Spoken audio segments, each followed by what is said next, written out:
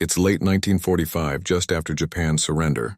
The air is thick with the scent of smoke and salt water, as the Japanese islands begin to rebuild in the aftermath of the war. Amid the chaos of a defeated nation, a small group of women, weary from years of suffering, are being escorted away from their brutal captivity in Japanese prison camps.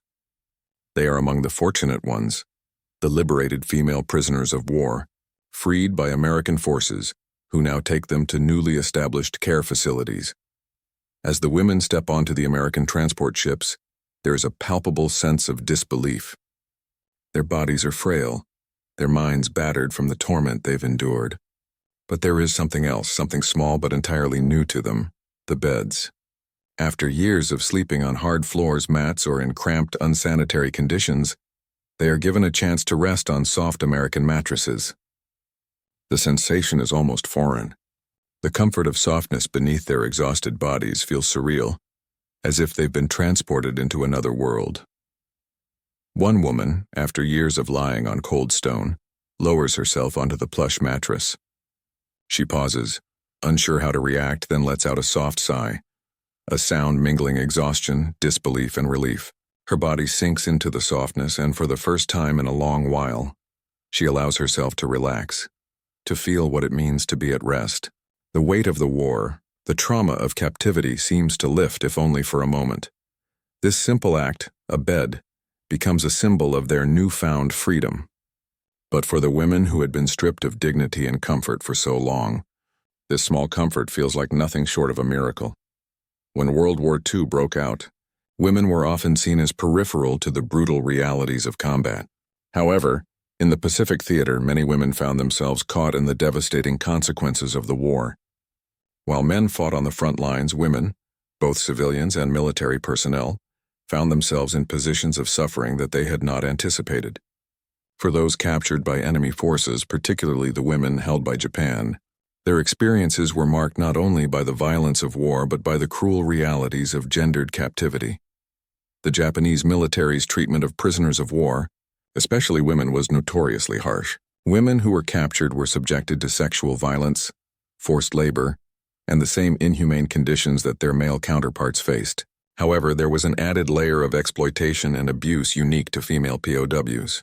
Women, particularly those from allied nations like the United States, Australia, and the United Kingdom, were often taken from internment camps or occupied territories and used in forced labor or as comfort women. In addition to the physical violence, women POWs were subjected to a system that treated them as less valuable than their male counterparts, further dehumanizing them in ways that compounded their suffering.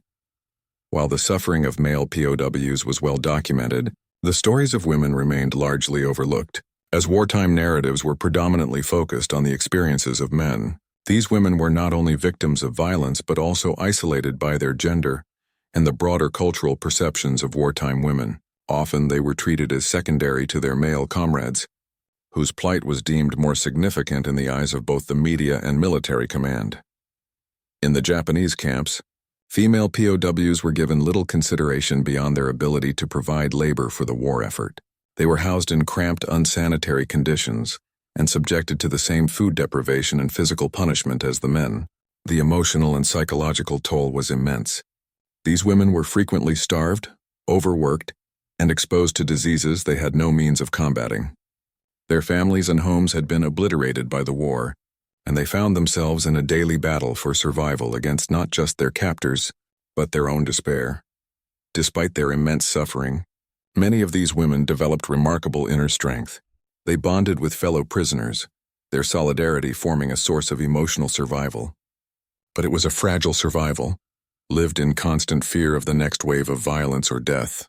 As the war dragged on and Japan's defeat became inevitable, the female POWs were increasingly abandoned by their captors, left to face the end of the war in an increasingly unstable and hopeless situation. The end of the war came in 1945, with the Allied forces victorious and Japan's surrender formalized in September. For the female POWs held by Japan, the news of Japan's defeat was bittersweet. The immediate liberation did not come with a sense of relief, but rather a shock to the system. Many women, having endured years of captivity, could scarcely believe that they were truly free. The years of physical and psychological torment had left them, struggling to grasp their new reality. The first encounters between the liberated female POWs and American forces were marked by both astonishment and overwhelming emotion. For the women, the war had been a constant cycle of deprivation, fear, and violence. But upon being freed by American soldiers, they were met with a generosity they had not experienced in years. American soldiers, their presence a symbol of both the victory of the Allied powers and the defeat of Japan, became the bearers of not only freedom, but also comfort. The shock these women experienced at the basic comforts they were now offered, food, clothing, medical care, and rest, was staggering. The initial care provided by the American military, which included food, medical attention, and accommodations, went far beyond the immediate needs of survival. It included elements of compassion that the women had not anticipated. They were not just given the bare necessities of survival. They were treated with the dignity and respect they had been denied throughout their captivity.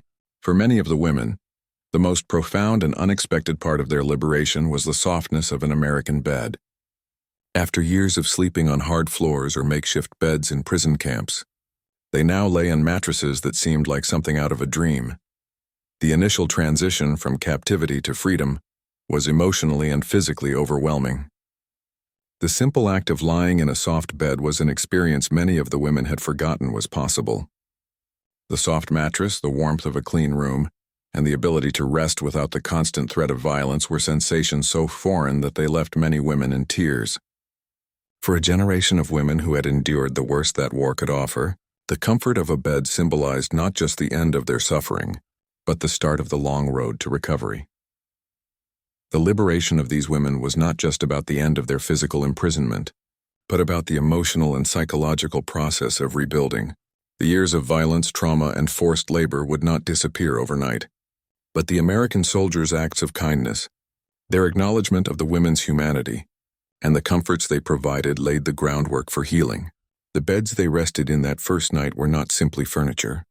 They represented the beginning of a new chapter in the women's lives, a moment where survival gave way to the possibility of something else: hope.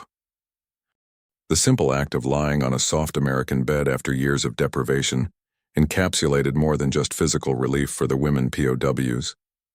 It was an emotional reckoning, a moment where the weight of everything they had endured seemed to temporarily lift, replaced by an overwhelming sense of vulnerability and gratitude. The beds, once objects of everyday comfort, became symbols of humanity's capacity for empathy and kindness in the face of war's atrocities. The human side of war, especially for those who had been captured, is rarely acknowledged in the conventional narratives of combat. For female POWs, their suffering went far beyond the physical horrors of captivity. The trauma they experienced wasn't just inflicted by their captors, but by the mental toll of surviving in a world where they were often treated as subhuman. These women were forced into degrading conditions, deprived of dignity, forced to work under threat of violence, and subjected to systematic abuse, both physical and emotional. For years, the women had lived in survival mode. They were conditioned to endure without complaint, to keep their heads down, to simply survive the unthinkable. But the moment they laid on those American beds, everything changed. The softness beneath them wasn't just a comfort. It was the first reminder in years that they were human beings deserving of kindness. The feeling of the mattress was an emotional release. The weight of war, the horrors of captivity, the daily fight for survival, it all seemed to fall away. But it wasn't easy. Some women lay there, stunned, unsure of how to react. The sudden sense of comfort was almost alien to them. How could something so simple, so ordinary, feel like the most extraordinary gift they had ever received? Many of these women had endured the unimaginable in Japanese captivity: starvation, illness, forced labor, and brutality. They had been kept from their families, robbed of their identity, and forced to adopt the survival instincts of animals. But in that moment, as they rested in the softness of their new surroundings, they had a brief but profound realization. They were no longer just survivors. They were free, no longer bound by the daily struggle for basic survival. The freedom that came with that softness wasn't just a political or military victory. It was a deep, personal triumph over years of fear, hardship, and isolation. The psychological impact of this moment was immense. The women had not only been freed from physical captivity, but from the mental cage that had been created by the brutal conditions of war. War leaves a mark on the human spirit. The emotional toll often lingers long after the fighting stops. Yet, in the softness of an American bed, the women were allowed a brief respite from the scars that war had carved into their minds. For many, it was the first time in years that they could close their eyes and feel safe, that they could rest without the fear of waking to the sound of a guard's footsteps or the threat of violence. As they lay in the beds, many of the women began to process their liberation, one small moment at a time. The bed became a place of reflection, where they could contemplate not just their survival but what it meant to be human again. For the first time in years, the focus wasn't on survival, but on recovery, both physical and emotional. The kindness of the American soldiers, the soft beds, the food, and the care they received were all part of the larger process of healing that would unfold over time. But healing was not immediate. For many, the comfort of the bed could not immediately erase the years of suffering they had endured. The mental scars, the emotional trauma, were far more difficult to undo than the physical wounds. Yet the beds were symbolic. They were a first step. The softness of the mattresses was a reminder that after everything they had been through, they were still worthy of care, of comfort, and of compassion. They were not just victims of war. They were human beings who had survived, and in that survival there was dignity, there was strength. In the years that followed, as the women rebuilt their lives, they would reflect on those first moments of freedom, the surprise of a soft bed, the bewilderment of kindness. And for many, it would be those small moments that would shape how they understood the post-war world. The softness of the bed wasn't just a physical comfort. It was a human gesture that offered them a chance to reclaim something lost in the horrors of war, their sense of self, their dignity, their humanity. For the female POWs, the end of captivity and the subsequent experiences of comfort and care at the hands of the American military represented far more than just the end of their physical suffering. It marked a profound cultural and societal shift in their worldview. The brutal realities of war, particularly as they had experienced them, had not only stripped them of basic comforts, but had also deeply altered their perceptions of society, duty, and what it meant to be human.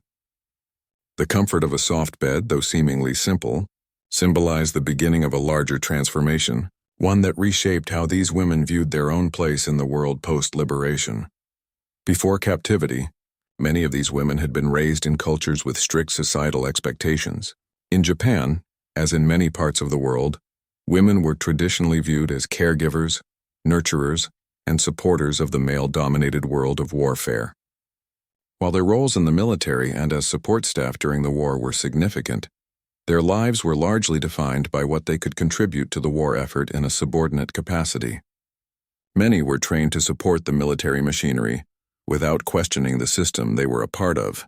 The ideological education they received reinforced the idea that their suffering, their sacrifices, were for the greater good, to honor the emperor, to serve the nation. But liberation was a complete rupture of this worldview. The softness of the American bed, the first genuine comfort these women had known in years, was a stark contrast to the hardships they had endured. It was a stark reminder of what they had lost, but also of what was now available to them. As they lay in the soft mattresses, their minds began to shift from a place of pure survival to one of rebuilding and understanding.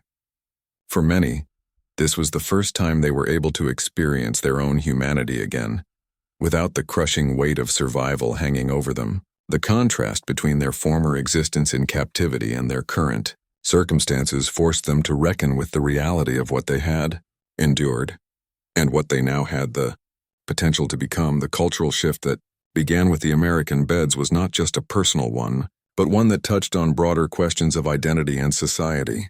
These women, who had once been conditioned to view their suffering as a duty to the empire, now had the opportunity to view their roles through a different lens. The trauma they had endured in the POW camps was, in many ways, a destruction of the old ideals they had lived by. In captivity, they had been stripped of their dignity and their place in the world. Now, through the kindness and care they received from the American forces, they were given a chance to reclaim their sense of worth and, in many ways, to redefine their roles as women and survivors in a new, post-war world. For the first time, the women were treated not as the subjugated daughters of a defeated empire, but as individuals worthy of compassion and care. The cultural and societal expectations they had once lived by, that they should remain silent, that their suffering was to be borne in silence, and for the greater good of the war effort, were now upended. The comfort they felt, the softness beneath them, became a symbol of this shift. In that moment of softness, they were no longer just women of war. They were individuals free to define themselves, free to process the trauma they had experienced and move beyond the roles they had been assigned. Moreover, the care and kindness extended to them by the American soldiers also began to shift their perception of the broader world. The enemy they had been taught to view with disdain, the Americans whom they had been told were their invaders and oppressors, were now the ones offering them refuge and healing. This was a radical transformation in how these women understood not just the war, but the human capacity for compassion and healing. The softness of the bed represented a new kind of connection, one not defined by national or ideological boundaries, but by simple, universal humanity. This shift in worldview had long-lasting effects. Many of the women, once liberated, began to embrace a new perspective on the world. They found themselves questioning not just the war, but the cultural structures that had led them to believe their suffering was a necessary part of their identity. In post-war Japan, as the country rebuilt, these women, now free, sought to redefine their roles in society. For some, the experience of captivity and the comfort of liberation led to a newfound sense of independence. They no longer saw themselves solely through the lens of their country's wartime ideologies, but as individuals capable of healing and contributing to a new world order. In the broader context of the post-war world, the women's experiences also played a part in the shifting roles of women in society. The war had thrust women into positions of responsibility and sacrifice that were once unimaginable. Though their roles were often invisible in wartime narratives, their contributions were essential.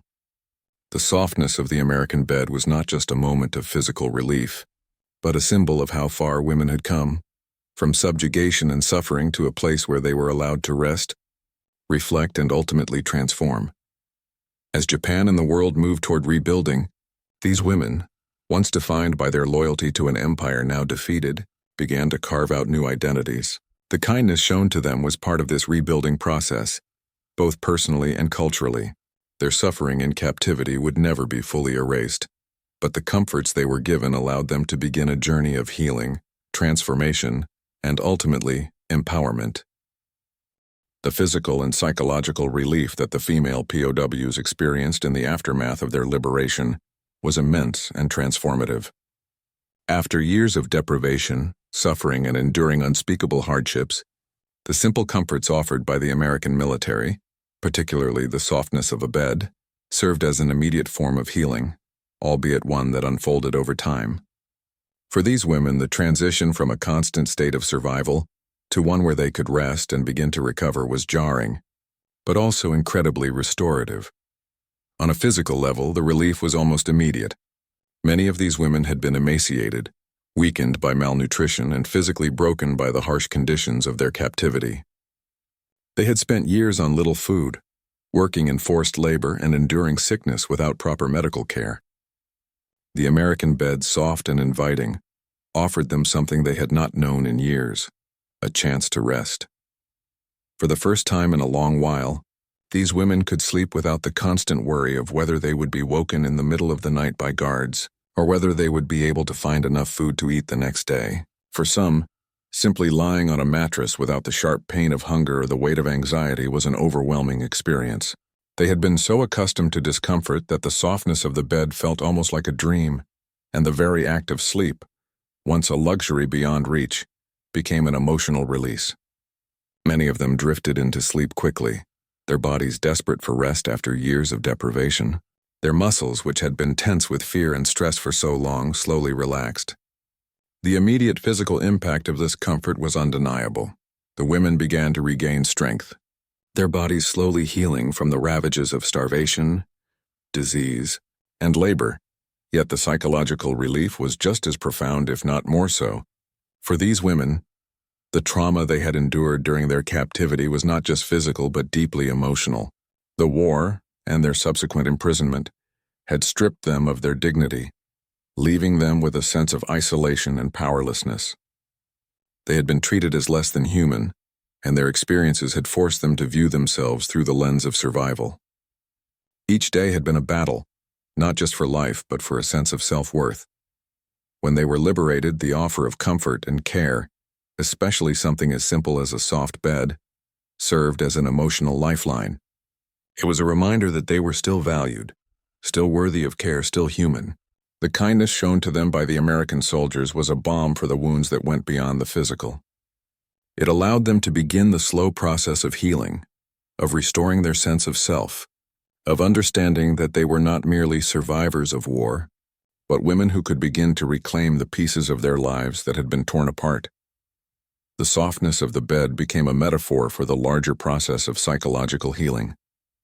After years of being told they were expendable, after being subjected to violence and abuse, the simple comfort of a clean bed was a silent declaration that they had worth, that they could begin again.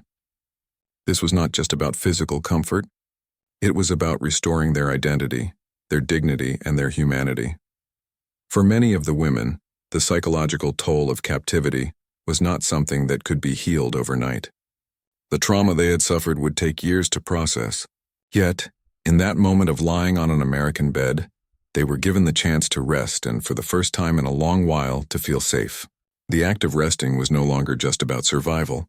It was about recovery. They could finally allow themselves to relax without the constant vigilance, without the fear of violence or uncertainty. The emotional release that came with this newfound safety was not just a product of physical rest. It was a release from the psychological burden of captivity. For the first time in years, these women could close their eyes and rest without the weight of the war pressing on them.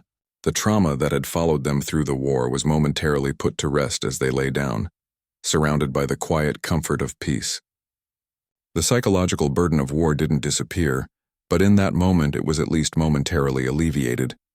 For many of these women, that moment of rest was the first step in the long process of emotional recovery.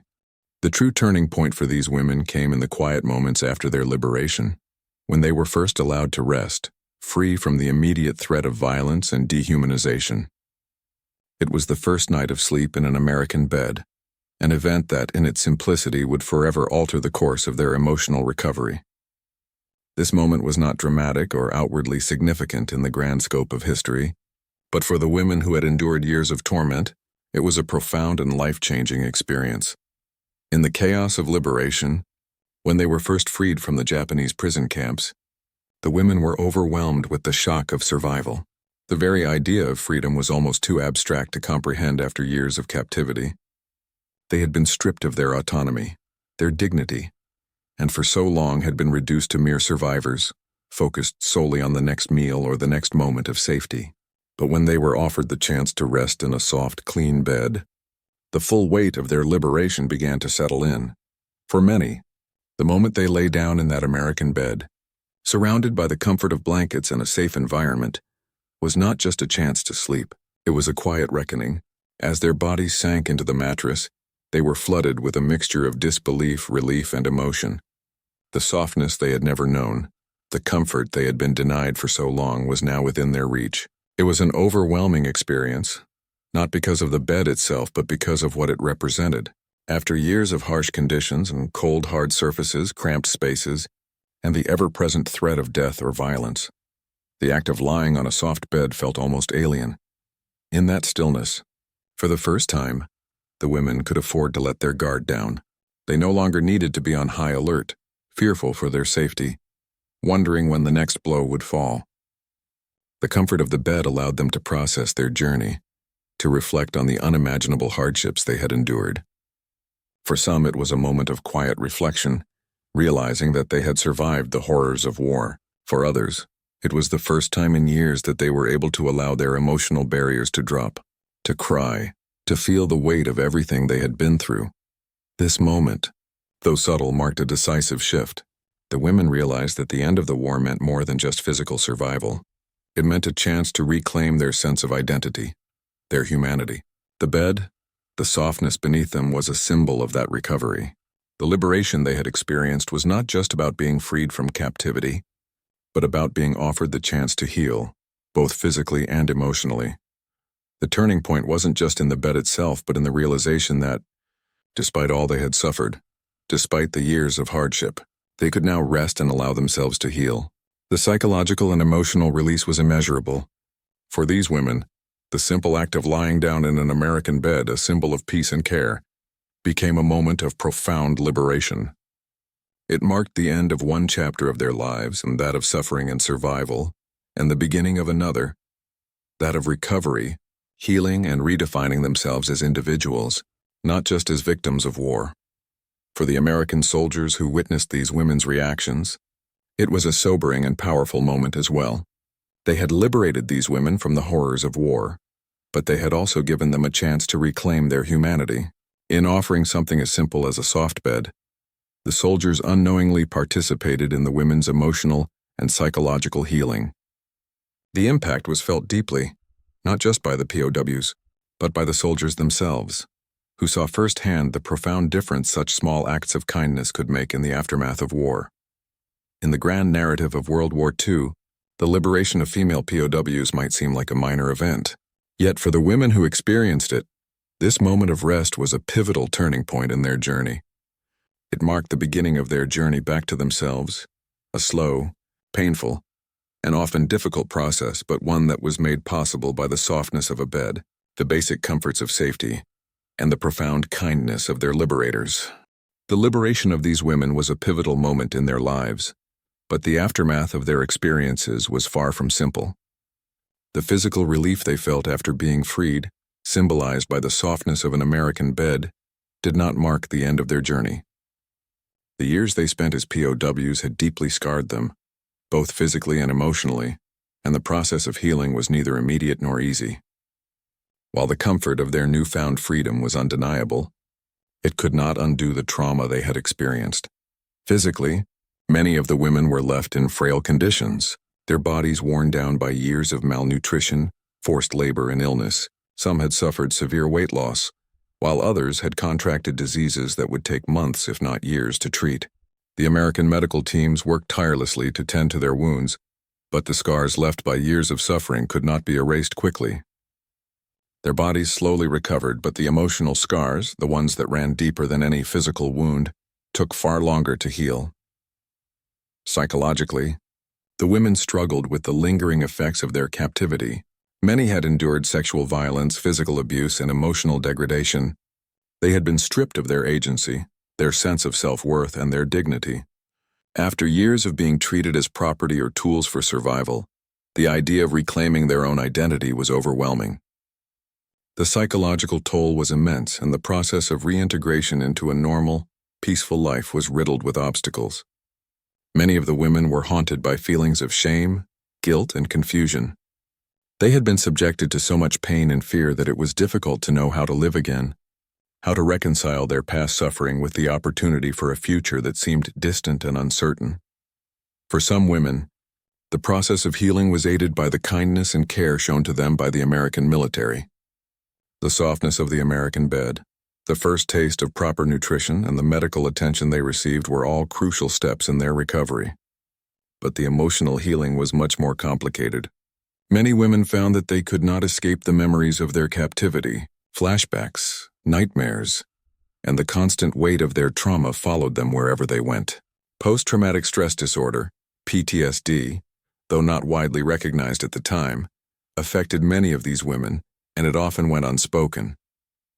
The silence surrounding their trauma was compounded by the societal expectations that they simply move on, that they were to return to normal life as quickly as possible.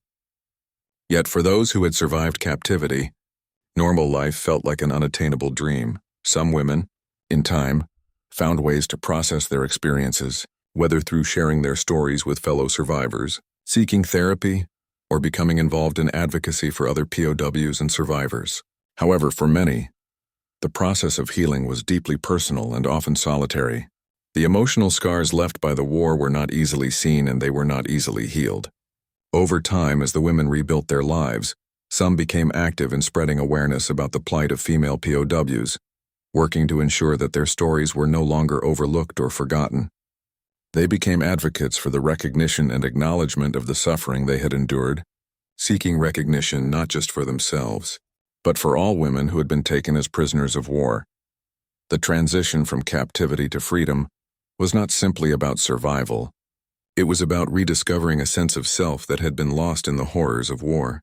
For some women, this was a journey of self-empowerment, of reclaiming their dignity and autonomy.